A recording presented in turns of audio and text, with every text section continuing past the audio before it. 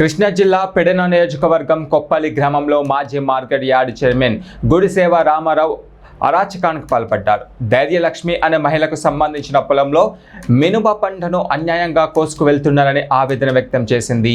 రామారావు వారి అనుచరులు ఎవరికీ తెలియకుండా తన పంటను కోసుకు వెళ్తున్నారని, తనకు అధికారులు న్యాయం చేయాలని విజ్ఞప్తి చేసింది. తనకు న్యాయం చేయకుంటే ఇక్కడే పురుగుల మందు తాగి చనిపోతానని బాధిత మహిళ మీడియాను ఆశ్రయించింది.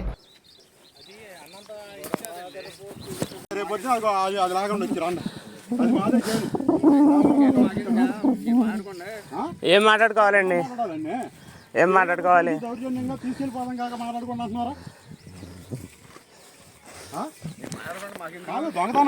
ఏంటి మీరు పొలం ఎవరిదాన్ని కోసుకెళ్తున్నారు ఏంటి?